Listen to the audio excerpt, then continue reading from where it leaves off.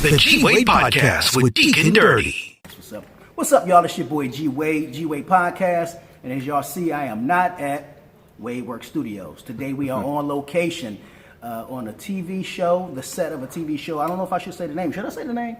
Can I give up the name? Hey, man, it's powerful. I can say it's powerful, man. It's a masterpiece. Yeah, well, we're on a set at a studio here in Atlanta. I won't say the name, even though I know promotion has been going around, but I'm going to just keep it low-key. If my man mentions it, then we all good. But G-Wade Podcast, sitting here with my man, I'm saying CDC, a.k.a.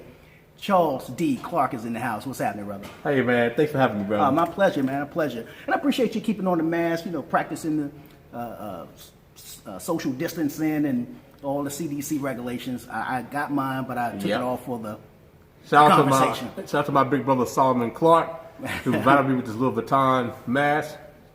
Yeah. Oh, you fancy, huh? Oh, no. He's a good brother. That's what's up. Well, I'm going to do that. I'm going to put mine on for just a second because I want you to flash your face so people will know who they're looking at. Yes, I got know who Charles D. Clark is. And then if they want to do your IDBM and all that good stuff, they That's right. Hey, Charles D. Clark is here. That's right. Known for Empire, Chomps the King, and Develop a Wife. Go to my IMDb, or you can just put in my name, Charles D. Clark, in Google. Instagram, Charles D. Clark 1980. That's what's up. Yeah, so, man, we met a few days ago, courtesy of Jay Nance of On My Time TV and Productions, and we're actually on her set. Mm-hmm. And you are playing a role in her TV series. And actually, I generally don't say stuff about me when I'm doing these sort of things, but I kind of show up. That's all I'm going to say. You know what I'm saying? You definitely do. The brother's good, man. G-Wade show up for a minute or two. I don't know. We'll see. But, how long it'll last, right? But let's back it up, man, because I like people to know who, our guests are. I know you've been doing your thing for a minute. I'm intrigued by your story. When we talked over the phone, you was telling us a little bit, and I was like, wow, this is dope. So I definitely want you to, bring our listeners in, man. Yeah, well, first of all, God gets the glory. Thank all you for tuning in. It's my man, G-Wade, right here. I mean, we brothers for life, so... whatever he's down with, I'm down with it, like four flat tires. We keep it rolling, though. So my father died when I was 6 years old, which was devastating. It led to me in the street life, gang banging, drug dealing, being a goon enforcer. I live a life of chaos, seen more horrific things than most people can even imagine. And we already know in that lifestyle, there's only two ways out, the graveyard or prison. Ultimately, because how great God is, giving me a second chance, I did years in prison, almost 8 years. And during the whole time, my grandmother, who is the reason why I'm an actor today, she came to visit me. And she came to visit me in my last year in prison because she didn't want to see me in those conditions. So as my grandmother was coming to the visiting room, my uncle was setting my grandmother down. Okay. And my aunt came to me real quickly. She says, nephew, look at me. Don't look over, look at me. So I was like, okay, what's going on? That's my grandmother. I haven't seen her my whole bit. Right. And she said, your grandmother's dying from dementia, and she has several brain tumors, 3 brain tumors. She says, right now your grandma think that the prison yard is a military base, because my dad was in Special Forces. Okay. And he was 31 when he died. And she think that you're your dad. So for the entirety of this visit, you have to be your dad. Wow. Become him fully. She says, because if you make her think anything else, then it will put a strain on her condition. I got you. So for 2.5 hours, imagine looking into the eyes of my grandmother, becoming my dad, who's already dead, and I had to bottle a bunch of emotions that I wanted to cry and hold her in a way as a grandson. But because for her sake, I was able to do just that. So it was a very emotional moment. And once she left, the CO of the prison, came to me. He says, Charles, listen to me, man. Whatever you do, you need to be an actor. He said, what you just did for your grandmother, sacrifice that moment for her was an Oscar moment. Yes. So when I did my speaking engagements and, share my story, I was telling everybody that my grandmother gave me my first audition. And that's why I'm paying homage to her. It wasn't because I want to be a celebrity or I want to be popular or famous or none of that. It was simply because she sacrificed her last moment on this earth to show me my destiny. Wow. And that's the glory that I give to God. Amen. And I also pay homage to her. And ever since then, man, I landed my first gig the year I got out of prison, 2009. And you were locked up where? Where were you? They sent me to Texas, then it was Oklahoma, and then I had to come back to Petersburg for the most part of it. Gotcha. Okay. And if you want to share, you were in for, was it? Oh, they got me. It was gang related and also selling drugs. Okay. Thank God they didn't get me for the other stuff, but God forgave me for that stuff. Thank God for forgiveness. Yes, thank you. Yes, Amen. yes. The devil had me running his finger. I mean, it was, but it came from a place of pain, confusion. I just wanted my dad back. You know, so when you got guys in the streets who are pimps, stone cold killers, and they treat you as if you was their child, giving you money at a young age and just making, advancing you, at that age, you would do anything to keep that fatherly love. Yeah. So they knew that. So I was basically a puppet. I'm not ashamed to admit to it. I was a puppet. But I became very good at what I was doing for the devil. Right. I was stupid. I was ignorant. I was an idiot. I can admit to that. Most people can't do it. So when you tell a testimony, you have to be real and transparent. Yes, sir. And now because of God, and I'm giving back to the communities. I'm helping other guys who going in that path. And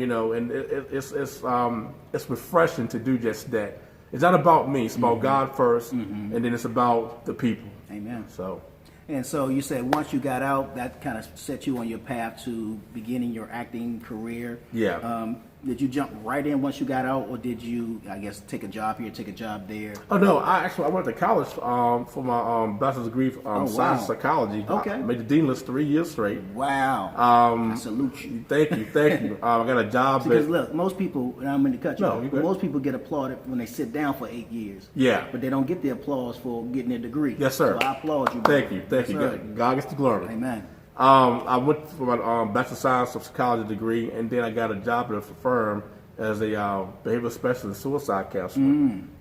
So I was doing acting on and off from the time I got out of prison that same year until, I say, 2016. Okay. Empire just came out. I think it was going on to going into season 3. Okay. One of the most popular shows, and then became the most popular show on Fox. Right. And it was a New York setting, but it was filmed in Chicago. And mind you, when I got out of prison in 2009, my daughter was born in 2010. So I instantly became a father. Right. So that was my motivation as well. Shout out to my daughter, Sinead Clark. I love you. So I literally went to Chicago several times in 1 month. I drove up there. How did you land there? How did you find out about the audition? On internet. Okay. But actually, it wasn't even an audition. It was an extra part. Gotcha. Taraji P. Henson, shout out to Taraji, my sister mentor, and Terrence Howard, who also because is a mentor. They're the first 2 people that I really like as an actor. You know what I mean? Okay. Acting actress because of their bond from Hustle and Flow, from Animal, from the brothers, and so forth. So, I think he lobbied for her for Hustle and Flow, and she did the same thing for him for Empire. Exactly. So that right there was just because of that. Although I do have a list of people that I like, of course, Denzel, we already know. The GOAT. Yep, Michael B. Jordan, R.I.P. Chadwick Boseman, salute, Black Panther from Wakanda. Yes, sir. And,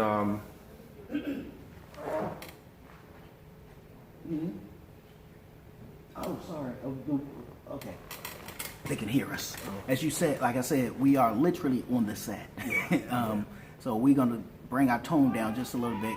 I don't know if you can hear us telling them quiet on the set.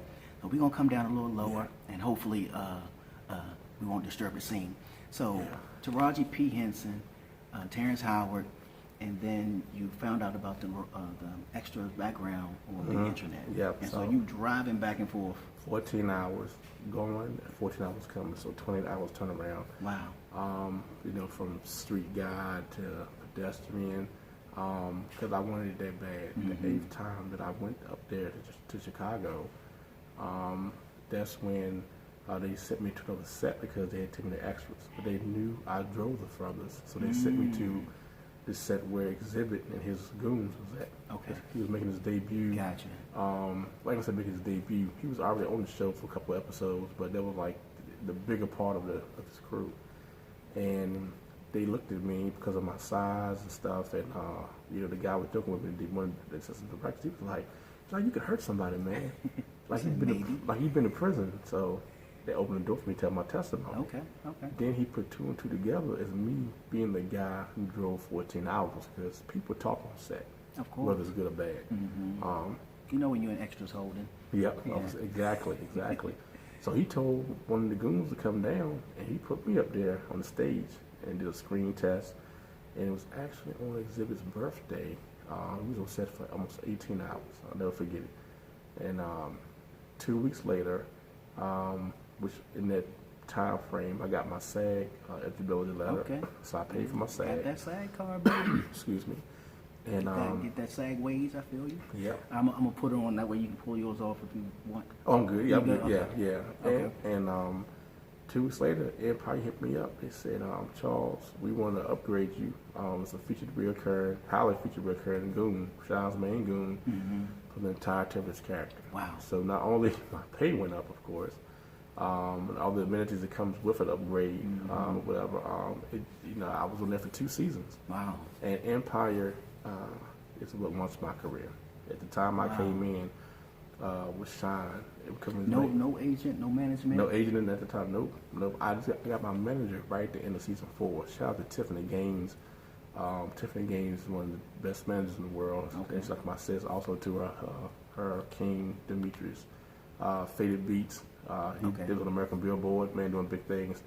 But yeah, that's what launched my career. And we had the highest rating seasons and broke the most records ever in season 3 and 4. Wow. So to be a part of that legacy, and no matter what I've done, I got 41 credits, but everybody always go back to Empire. Yeah. So if it ain't broke, don't fix it. It is. Yeah, so I'm so humble by it. And so from there, you went from Empire to Charm City. Well, no, I did a lot of stuff. I mean, Okay. 53206, Milwaukee, by Miss Kim Productions. Shout out to the Milwaukee team. I did like 14 different ID channel shows, TV1 shows, Yeah. Volkov movie. So much. Pray for my awesome detective. It's a whole list of it.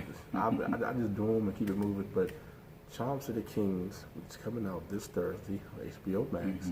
I got a cameo appearance in there. Okay. Y'all know it's a Will and Jada Pinkett Smith movie. Yeah. It's the most highest anticipated movie on HBO Max. Wow. And I tell people, no role is too small. To have a cameo appearance in a Will and Jada movie on HBO Max, it's like grand. Yeah. So I'm grateful. So yeah. And then also, of course, I'm working on 3 different projects right now, and one of them is where we are currently at. On set 4. Like I said, we literally right here on this set. They're filming right behind us, which is why you saw me, them telling us to shut up and keep it down. So, I came out, shout out once again to Jay Nance, who had me. Yes, I've been working Jay with her, Nance. coming out and doing whatever she needed me to do, connecting you and I, man, and, that's an honor. Because when I saw the picture, when she was doing a promo, and I was like, why do he look familiar? I don't know the dude, but he looked mad familiar. And then she put us on the phone, and it started making sense. Oh, Empire. Okay. Yeah, It and started to then connect, man. we have a mutual friend. Shout out to Big Brother Shout outs Troy to Edwards. Troy Edwards, 3HP for Yeah, sure. and I'm down with the movie coming out. We haven't shot it yet, of course, but when we start The Disciples, I played. Oh, that's right. I played that lead role as Kingpin Josh, and Troy is amazing. His whole team. So shout out to the 3HP. Troy moves, man. The way he moves, man, it's crazy to me because you look up and you're like, how did he get over here? What is he doing over there? But somehow or another, he maneuvers in these arenas, man, and gets his way in and makes his connects and do what he do. Being real. When I first met him at the Newsman Awards, I was like, this brother is legit real. Yeah. And it's not about being real here on earth, it's about being real from the kingdom. Absolutely. So just like you, bro, to be on set tonight and to share some art with you, on set. That's a beautiful thing, man. I love it, Yeah, man. I'm sitting back, watching you do your thing, and I'm like, okay, I'm believing what I see. I'm believing what I see. I'm looking forward to seeing how it, translates once it all comes together.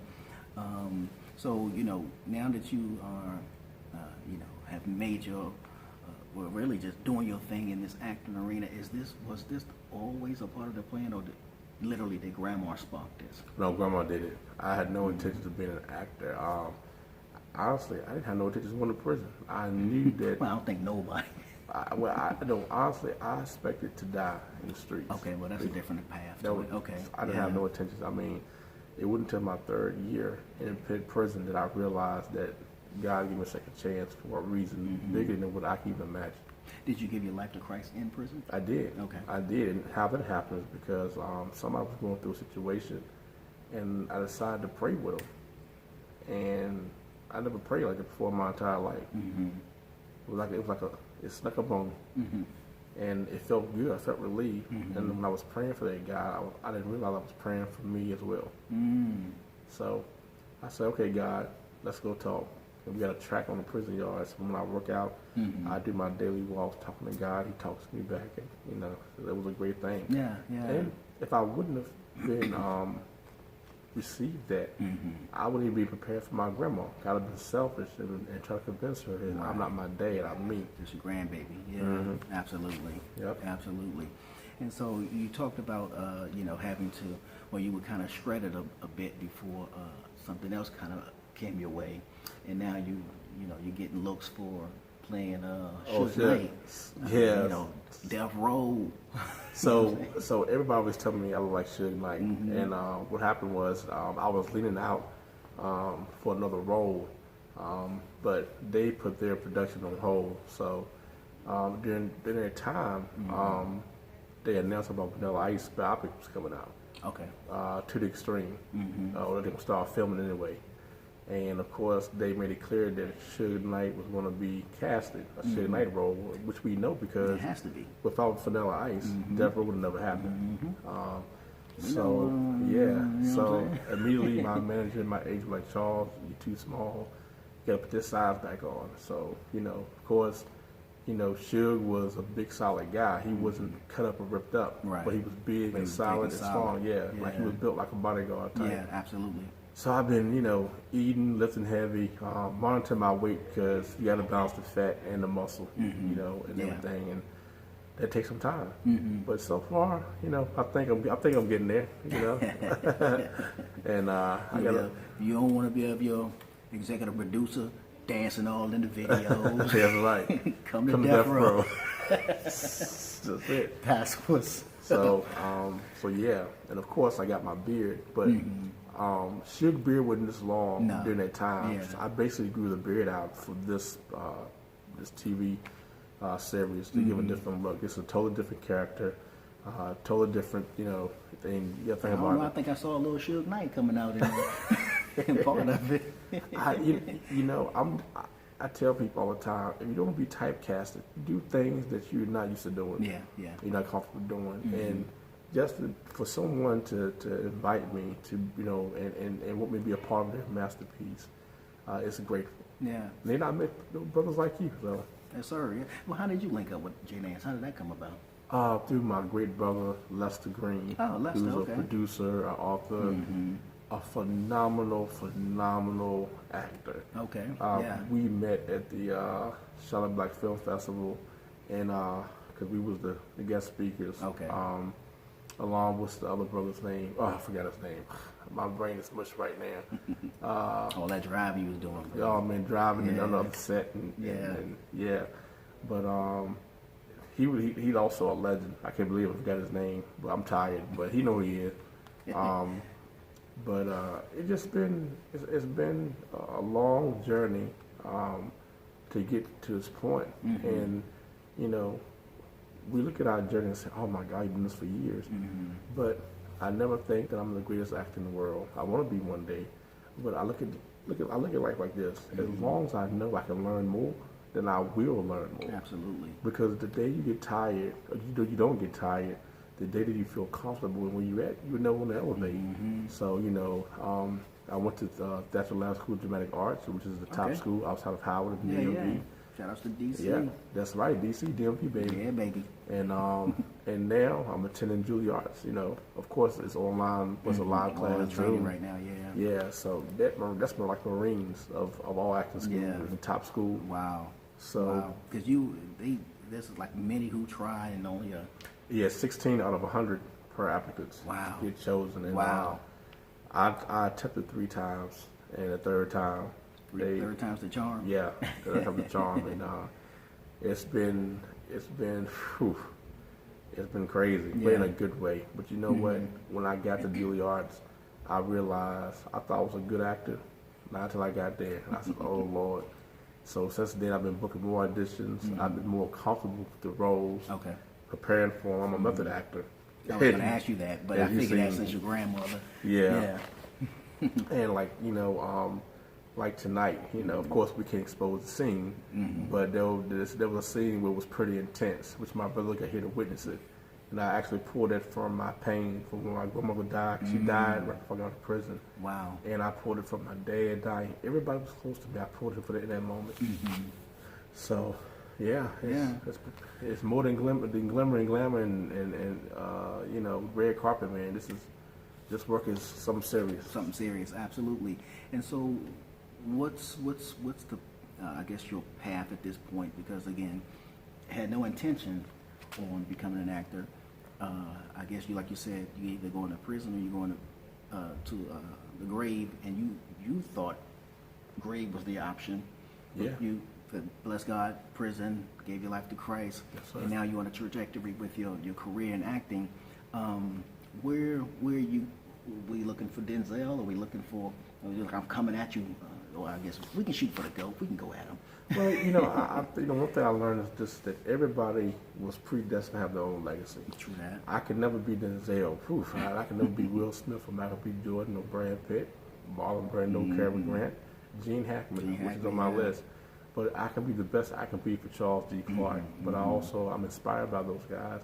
I just hope that people understand that my art and acting is not about the popularity crowd. It's not about the Hollywood, shining lights. It's simply about that a person who once had his hands on drugs, on guns, on blood, they have his hand on positive vibes, the glory of God, and a script. That's what's up. What's up. Now you're looking to get into any producing or writing for yourself? Well, actually, it's like you read my mind. So I have a producer credit and an associate producer credit. And I just got signed on to Elysium Productions by my brother George Dibble and his wife Candace as a producer of their company. So, and they're a multi-award-winning company. I'm definitely looking forward to that. As far as writing, I think eventually I might get into that. But there's a couple more levels of acting I want to accomplish first. Gotcha. Yeah. No, I feel you. It's the arena that I feel like I began this career in acting since I was a kindergartner. I remember the neighborhood recreation, playing everything. And it just seemed like it's always in my, even though I did everything else. You know what I'm saying? You mentioned out in the streets, living that life and yada, yada, yadas. Yeah. I too, similar background, you know what I'm saying? Gave my life to Christ while I was sitting down. And I think he had to sit me down to get my attention. And he did. And, so out here living it, man, I love it when I meet people in the industry and then meet people who are in the industry, which everybody thinks is just filled with darkness. And I'm sure there's plenty, but then you got brothers who bring the light, man, who represent Christ in the field, and really just, out here, shining the light, man. And, for that, man, I congratulate you. I applaud you. Likewise. You know what I'm saying? Looking forward to all the great things that you have in store, God has in store for you. And like I said, man, when you come back to the ATL, because I know you're going to be jumping on the road soon and making your moves. Yes, sir. Come into WadeWorksStudios and sit down with us, and even when we go out and break bread and all that good stuff. Let's do it. See, as they right now, they shutting us down and all that good stuff. So we're going to break it right here. We certainly appreciate y'all tuning in. My man, Charles D. Clark. Check him out. Is Empire, is that over or is that still on? Well, Empire is, the show itself is over, but they're doing a spinoff. Shout out to Roger P. Henson. They're doing a show based on her character spinoff. That's right. Yeah, so I don't know. If I'm going to be back, I can't really say, right? But I will say this.